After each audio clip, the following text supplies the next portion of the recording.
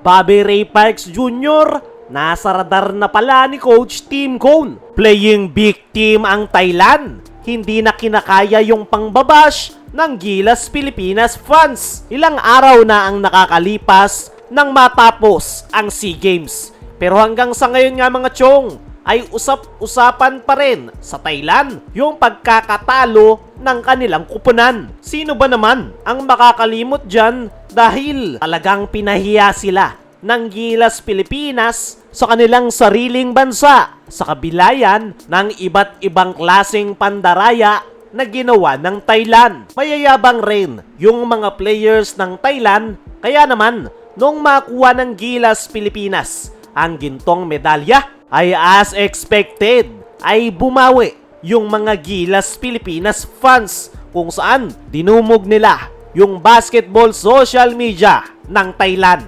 Grabe nga yung mga comments ng Gilas Pilipinas fans at talagang walang bawi yung Thailand. Lalong-lalo na yung mga players na nagyabang at minaliit ang Gilas Pilipinas. Dahil sa pagdumog ng Gilas Pilipinas fans sa social media ng Thailand ay mukhang hindi na nga nila kinaya kung saan nananawagan na yung ilan sa kanilang mga players, lalong-lalo na tong women's basketball player ng Thailand na si Supa Badi Kunchuan na sinasabing itigil na yung pangbabash lalo na sa kanya. Para sa akin mga chong, gets ko naman itong si Supa Badi Kunchuan. Parte lang ng laro yung trash talking at kaibigan niya yung kanyang katrash talkan sa Gilas Pilipinas. Pero ang point dito mga chong, hindi naman talaga siya yung pinakabinabash ng Gilas Pilipinas fans, kundi ang men's basketball players ng Thailand dahil sila talaga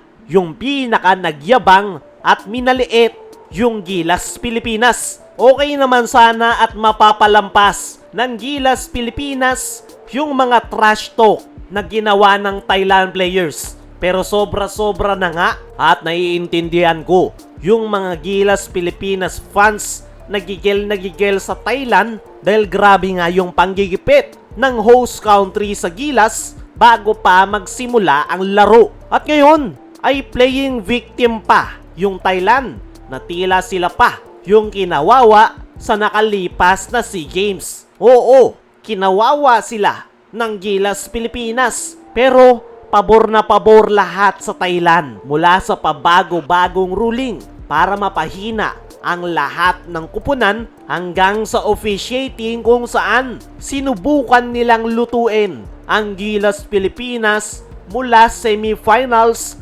lalong-lalo na noong gold medal match. Kaya nakakatawa na lang talaga na playing victim ngayon ang Thailand. Sila naman itong mga bully at nagsimula ng lahat.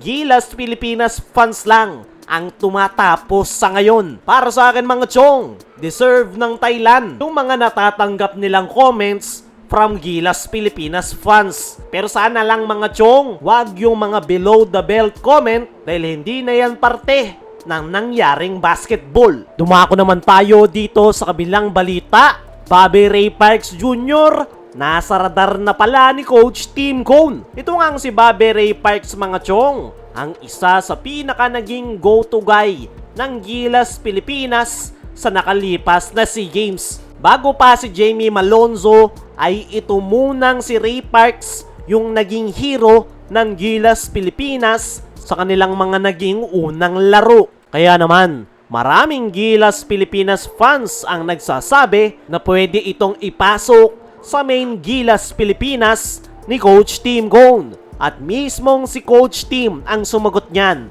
sa kanyang naging latest interview kung saan matagal na niyang nasa radar si Ray Parks. Nakausap na nga daw one time ni Coach Tim si Ray pero hindi nga ito pwede dahil nung mga oras na yon ay hindi available si Bobby Ray Parks para sa Olympic qualifying tournament dahil ikakasal siya noon. At yan nga yung dahilan kung bakit hindi na ipasok ni Coach Tim Cone si Bobby Ray Parks. Ang tanong, pwede pa ba itong ihabol sa Gilas Pilipinas?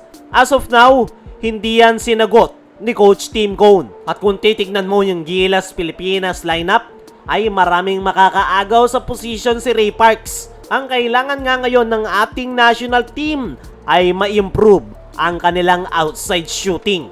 Pwedeng makatulong dyan etong si Ray Parks, pero ang kailangan nga ng Gilas ay yung legitimate gunner. Pero tignan na lang natin kung may ipapasok ni Coach Tim itong si Ray Parks. Kaya mga chong, ano ang masasabi nyo? Na nasa radar na pala ni Coach Tim si Ray Parks nung mga nakaraan pa. Ano rin yung masasabi nyo na playing victim ngayon ng Thailand? I-comment mo lang dyan sa ibaba.